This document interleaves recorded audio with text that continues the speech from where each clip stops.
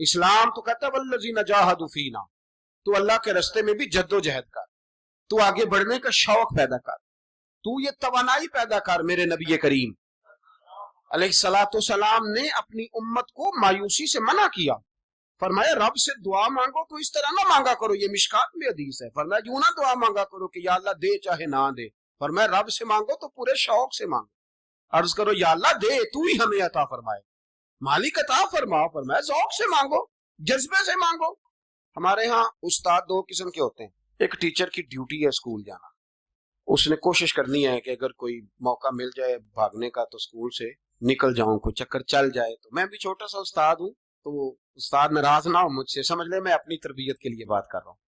تو کسی طریقے سے نہ کوئی چکر چل جائے، کوئی فارم چلو مل جائے، سائن کرانے چلے جاتے ہیں، کوئی ایسا چکر چل جائے صحیح نکل جائے، یہ ایک استاد ہے۔ ایک استاد ہے اسے شوق ہے، اسے ذوق ہے پڑھانے کا، وہ جب دیکھتا ہے نا کہ یہ کچھ بچے کمزور ہیں تو وہ کہتا ہے تم نے سیکنڈ ٹائم میرے پاس بیٹھنا ہے مفت بغیر ٹیوشن۔ میں نے دیکھے ہیں یہ لوگ، میں نے دیکھے ہیں، استاد اوور ٹائم دیتا ہے، ٹھیک کہہ رہا ہوں جی میں، دیتے ہیں جناب،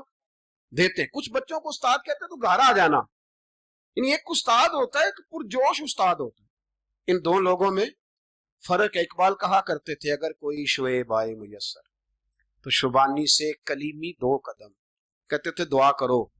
کہ حضرت موسیٰ کلیم کو کوئی حضرت شعیب علیہ السلام جیسا مل جائے، کوئی مل جائے نا ایسا تو وہ پھر تازگی پیدا کر دیتا ہے۔ تو کچھ پرجوش، امام مالک رحمت اللہ علیہ کے ایک شاگرد کہتے ہیں کہ میرے استاد جو تھے وہ بڑے پرجوش تھے علم پڑھانے میں، شوق ہوتا ہے پڑھانے کا۔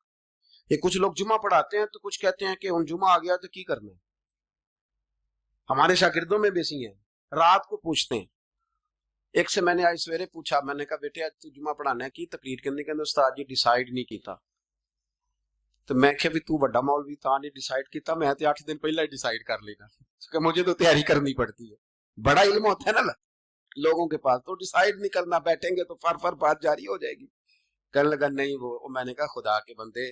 کہتے ہو لوگ آخر میں آتے ہیں، تم بتاؤ تم تو تیاری آخر میں شروع کرتے ہو، کچھ خدا کا خوف کرے بھائی۔ ایک استاد ہوتا ہے ایک پرجوش۔ امام مالک کے شاگرد فرمانے لگے کہ ہمارے استاد پڑھانے میں بڑے باذوق تھے، ان کا جذبہ رہتا تھا پڑھانے، اور کتاب سے وابستہ رہتے، پڑھنا پڑھانا مسائل دریافت کرنا، یہ شعبہ ہے نا جی ہمارا۔ جس طرح آپ جس شعبے سے وابستہ ہیں تو اگر آپ اس کو چھوڑ دیں گے نا، فزکس کا استاد بھی کہتا ہے کہ اگر رات کو میں خود پڑھوں گا نہیں تو سویرے پڑھا نہیں سکوں گا۔ اگر آپ وابستہ نہیں نہ رہتے اپنے شعبے کے ساتھ، نئی نئی چیزیں پیدا ہوتی ہیں، جدت آتی ہے، تو آپ جوش ہی نہیں ہے اس شعبے کا، تو پھر بات کیسے آگے بڑھے گی؟ تو کہتے ہیں امام مالک بڑے جب بیمار ہو گئے شدید، تو شاگرد کہتے ہیں میں تیمارداری کرنے گیا، تو میں نے جب دیکھا تو مجھے چہرہ دیکھ کے سمجھ آئی کہ امام مالک کا آخری وقت ہے، بڑے کمزور ہو گئے، اور معدے میں اور پیٹ میں اتنی تکلیف تھی کہ انہیں دودھ پلایا جا رہا تھا چمچ کے ساتھ، پیالے کے ساتھ، صرف دودھ پی سکتے، کمزور ہو گئے۔ فرماتے میں جا کے بیٹھا، زندگی میں کبھی ایسا نہیں ہوا تھا کہ میں جاؤں اور امام صاحب کسی دینی مسئلے پر مجھ پر گفتگو نہ کریں، آج میرے دل میں خیال تھا کہ اب تو اس وقت تو ہوش ہی نہیں رہتی کوئی آدمی، لیکن کہتے ہیں میں جا کے بیٹھا ہی تھا کہ امام صاحب نے آنکھیں کھولی، فرمایا ماشاءاللہ آپ آئے ہیں، چلو یار میں ابھی کو بندہ ہی تلاش کر رہا تھا، ایک مسئلے پہ بات کرنی تھی۔ کہتے ہیں لفظ نہیں پورے ادا ہوتے، جملے ٹوٹتے ہیں، بیچارے کمزور ہو گئے، بڑھاپا ہے، ایک مسئلے پر بات کرنی تھی، تو فرماتے ہیں کہ میرا دل نہ اتنا نرم ہوا کہ میرے آنسو بہہ گئے۔ میں نے کہا اس حال میں بھی استاد جی آپ کو دین کی فکر ہے؟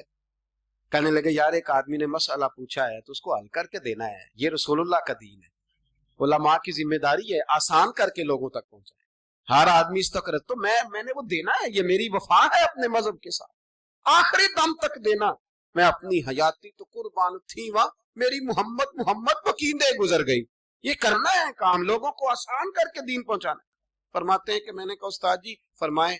کہنے لگے یار یہ حج کے موقع پر جو رمی جمار ہوتی ہے، جمرے کو شیطان کو کنکر مارے جاتے ہیں، پوچھنا یہ ہے کہ دونوں طرح سے سنت ہے، پیدل بھی مار سکتے ہیں سواری پہ بھی،